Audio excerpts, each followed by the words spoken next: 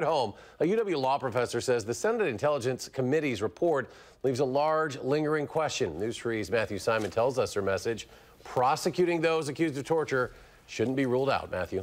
Eric, this UW law professor saying the questions may be uncomfortable ones, talking about prosecuting some of the highest government officials over CIA torture tactics seen in the Senate report. But her point is international law cannot be ignored.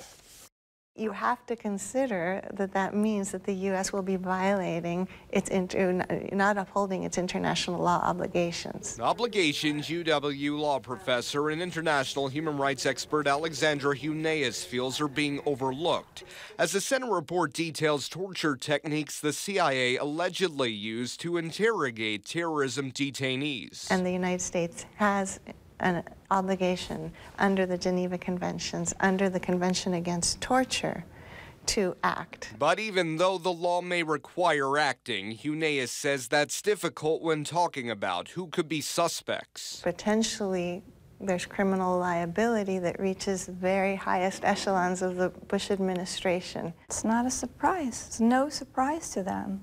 That there is a very, very cynical picture of the United States. UW Middle East expert Jennifer Lowenstein, who's spent about 4 of the last 20 years living in the region, says the report and the possibility of no prosecution will escalate anti-American feelings. It reinforces the view that this country is the opposite of what it claims to be. It is not giving us freedom. It is not giving us justice. It is not giving us equality. Under international law, I think there's less discretion. I don't think you can say we're not going to prosecute these crimes under international law.